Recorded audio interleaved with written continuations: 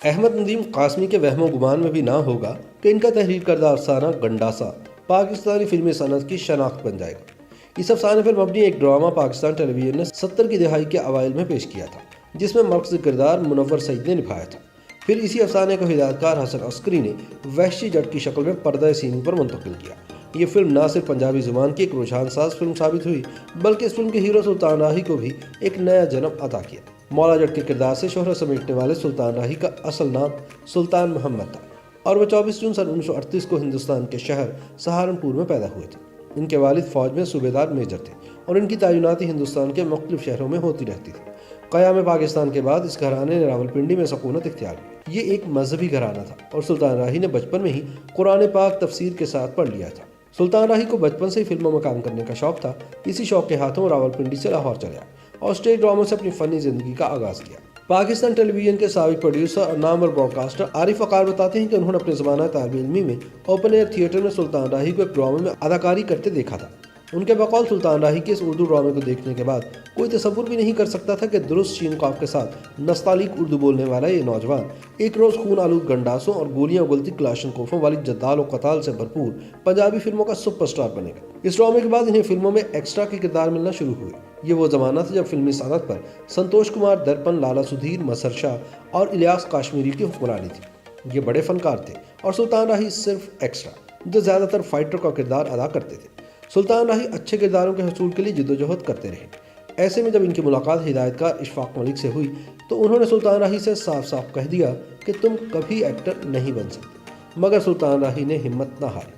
باغی، ہیر سیال اور چند دیگر فلموں میں ایکسٹرا کا کردار ادا کرنے کے بعد انہیں ایم سلیم نے اپنی پنجابی فلم امام دین گوہاویہ میں ایک مختصر سا کردار ادا کرنے کی دعوت دی۔ اس زمانے میں ان کی چند دیگر فلمیں بھی ریلیز ہوئیں، جن میں جمعہ جنجنال، چاچا جی، حاتم تائی، جنگو اور ہیرا وغیرہ قابل ذکر ہیں، مگر ان سب میں ان کے کردار انتہائی معمولی اور قدرے غیر اہم تھے۔ سن 1971 میں ہدایت کار اقبال کاشمیری نے راہی کو اپنی فلم بابل میں ایک بدماش کا ثانوی سا کردار دیا، جس سے ان کی شہرت کا آغاز ہوا اور پھر انہوں نے پلٹ کر پیچھے نہیں دیکھا۔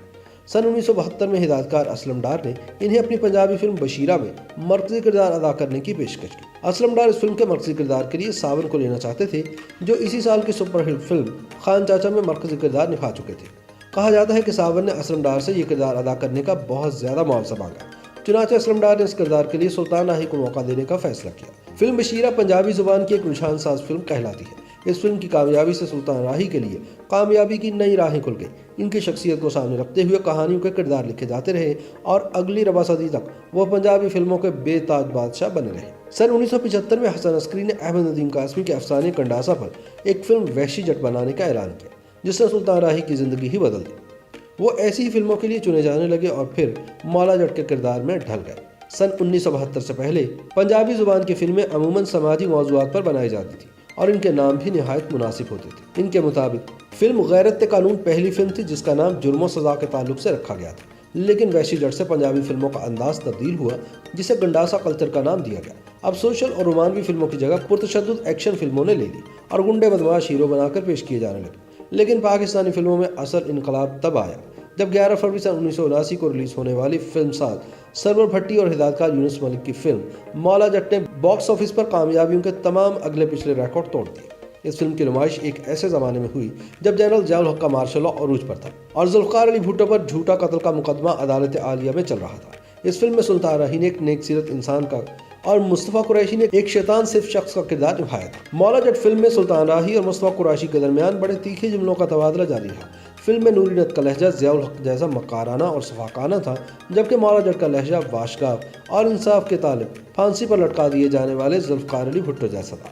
مولا جٹ فلم اس وقت کے ملکی سیاسی حالات کا استعارہ تھی، چنانچہ ضیاء الحق نے اس کی نمائش پر پابندی لگوانے کی کوشش کی، لیکن سرور بھٹی کسی نہ کسی طرح عدالت سے اسٹے آرڈر لینے میں کامیاب ہو گئے۔ یہ فلم باکس آفس پر اس قدر ہٹ ہوئی کہ اس کی نمائش مسلسل 2.5 سال تک جاری رہی۔ اس دوران ہزاروں لوگوں نے اس فلم کو دیکھنے کے لیے بار بار سنیما گھروں کا رخ کیا۔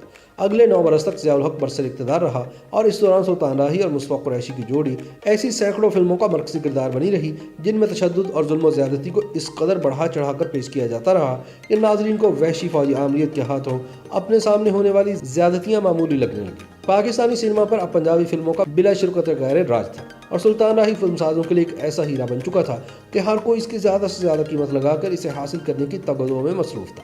सुल्तान राही को फिल्मों में गैर फितरी किरदार में पेश करके फिल्मसाज अपनी तिजोरियां तो भरते रहे, मगर एक फनकार के अंदर छुपी हुई फनी सलाहियतों के आला और मुस्बत पहलुओं को उजागर करने की तरफ इन्होंने कतन कोई तवज्जो न दी, बल्कि इसकी जरूरत तक को महसूस न किया। मारूफ कहानी नवीस नासिर अदीब का कहना है कि उन्होंने 25 साल तक सिर्फ ऐसी फिल्में लिखी जो एक जुमले मैं तेनू छड्डांगा नहीं के गिर्द घूमती थी, और इसकी वजह ये थी कि सुल्तान राही को अपनी हर फिल्म में ये जुमला जरूर कहना होता था। सुल्तान राही ने सैकड़ों फिल्मों में काम किया। बेशतर फिल्मों में इनका किरदार यकसानियत का शिकार था, मगर इसके बावजूद चंद फिल्में ऐसी थीं जिनमें इन्होंने चौंका देने वाले किरदार निभाए। इन फिल्मों में कालिया, तूफान और मफरूर के नाम सारे फहरिस्त थे। इस दौरान सुल्तान राही की बहुत सी फिल्में कामयाबी से हमकिनार हुई, जिनमें वहशी गुज्जर, शेर खान, साला साहब, अथरा पुत्र, राका, लावारिस, शोले, आखिरी जंग, मौला बख्श, काले चोर, माजू, बाला पीलेदा और सखी बादशाह के नाम शामिल हैं।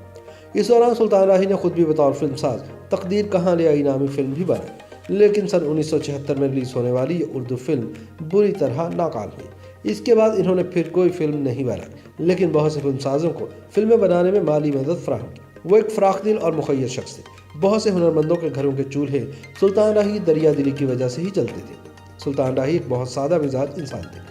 इन्होंने अनवर मकसूद को दिए गए एक इंटरव्यू में इंकशाफ किया था कि वो खाना भी ज़मीन पर बैठकर खाते हैं और सोते भी ज़मीन पर हैं। उन्होंने कहा कि मुझे ज़मीन से बहुत ज़्यादा मोहब्बत है। मैं ज़मीन को हमेशा ज़्यादा तरजीह देता हूँ, क्योंकि मुझे मालूम है कि मुझे जाना इसी के नीचे है। सुल्तान राही ने मजमूई तौर पर 804 फिल्मों में काम किया, जिनमें 756 फिल्में नुमाइश पजीर हुई। इनमें 538 फिल्में पंजाबी जुबान में और 157 फिल्में उर्दू, 5 पश्तो और 1 सिंधी फिल्म शामिल थी। इनकी 50 से ज़्यादा फिल्में डबल वर्जन थी। इनमें से 430 फिल्में ऐसी थी जिनका टाइटल रोल सुल्तान राही ने अदा किए थे। सुल्तान राही के कत्ल के वक्त इनकी 54 फिल्में जेर तकमील थी। सुल्तान राही की इन 800 से ज़्यादा फिल्मों में 28 फिल्में डायमंड जुबली, 54 फिल्में प्लेटिनम जुबली और 156 फिल्में सिल्वर जुबली थी। एक ज़माने में सुल्तान राही की मकबूलियत का आलम यह था कि 12 अगस्त सन 1981 को इनकी 5 फिल्में शेर खान, मिलेगा जुल्म दा बदला, अथरा पुत्र, चंदवरयाम, साला साहब एक ही रोज़ नुमाइश पजीर हुई, और इन तमाम फिल्मों ने कामयाबियों का रिकॉर्ड कायम किया। ताहम फिल्मी दुनिया में मार धाड़ करता और दुश्मनों पर हावी होता लाफानी सुल्तान राही एक हकीकी मार धाड़ के वाक़े में डकैतों के हाथों जेर होकर निहायत गैर फिल्मी अंदाज में इस फानी दुनिया से रुखसत हुआ। ये 9 जनवरी सन 1996 की बात है। सुल्तान राही इस्लामाबाद से अमेरिका का वीज़ा लगवाने के बाद बजरिए GT रोड वापस लाहौर आ रहे थे। इनके ड्राइवर हाजी एहसन इनके साथ थे। गुजरांवाला बाईपास पर इनकी गाड़ी का टायर फट गया। हाजी एहसन जक लगाकर टायर बदलने में मसरूफ हो गए। इस दौरान खेतों से निकलकर आने वाले दोनों कापोश डाकुओं ने सुल्तान राही को लूटने की कोशिश की। राही डाकुओं के साथ गुत्थम गुत्था हो गए, जिनमें से एक ने घबराकर अपनी देसी पिस्तौल से फायर कर दिया। बदकिस्मती से गोली सुल्तान राही का जबड़ा चीरती हुई इनके दिमाग से पार हो गई। सुल्तान राही के कत्ल की खबर गुजरांवाला शहर में जंगल की आग की तरह फैल गई और इनके हज़ारों परिस्तार जोक तर जोक अस्पताल पहुंचना शुरू हो गए।